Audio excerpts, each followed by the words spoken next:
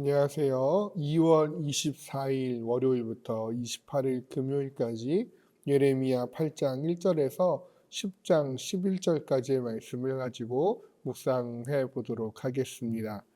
우리 삶에는 나중에 해야지라고 미루다가 결국 하지 못하는 일들이 많이 생기지요. 그러나 하나님께 돌아가는 문제만큼은 절대 미룰 수 없는 것일 겁니다.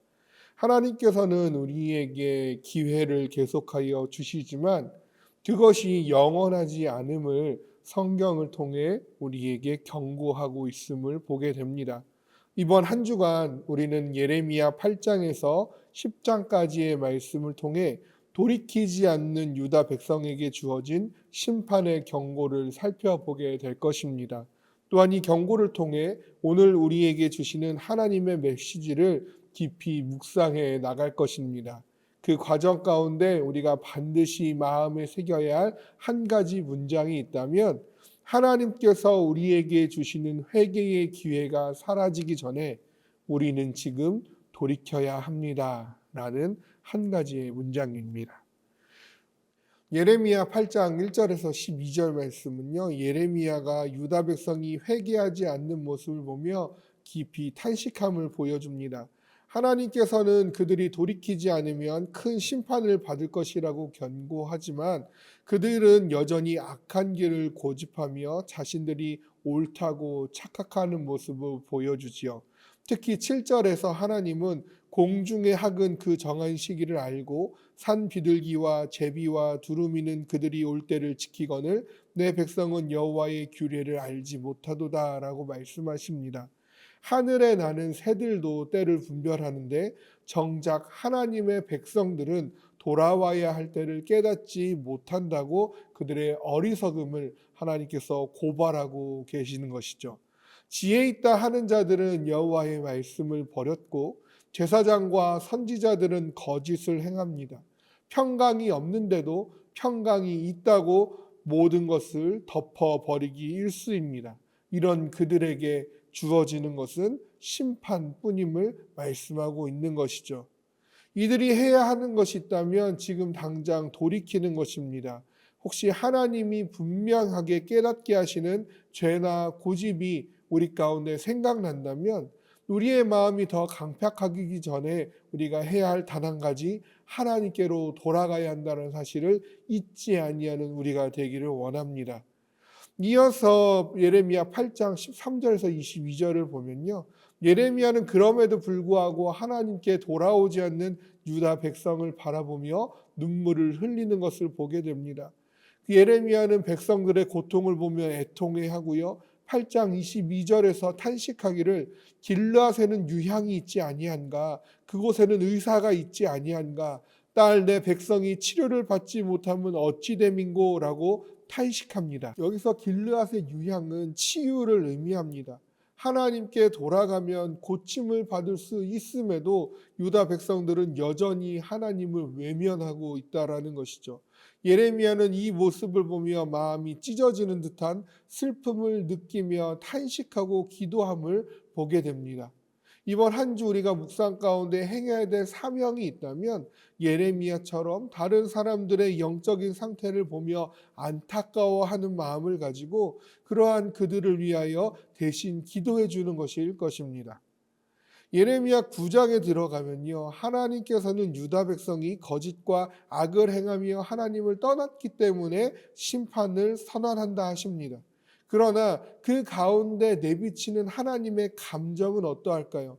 9장 1절에서 나온 바와 같이 머리는 물이 되고 눈은 눈물의 근원이 되며 죽임을 당한 딸 내 백성을 위하여 주야로 우시는 하나님의 극심한 그 슬픔을 보여주고 계십니다. 그러나 여전히 이스라엘 백성들은 3절에서와 같이 거짓을 말하며 진리를 알지 못하고 죄악 가운데 나아가고 있습니다. 그렇기에 하나님은 그들을 심판하며 징계하실 것입니다. 그러나 아무리 하나님이 그들을 심판하며 징계한다 하실지라도 그 하나님의 심판과 징계는 단순한 벌이 아니라 그들이 하나님께 돌아오도록 하는 사랑의 징계라는 것이죠. 심판은 하나님이 그의 백성들을 버리게 하기 위하여, 망하게 하기 위하여 내리시는 그러한 징계가 아니라 그들을 회복시키시며 그들로 하여금 다시 하나님께로 돌아오게 하기 위한 그러한 과정임을 우리는 기억해야 할 것입니다.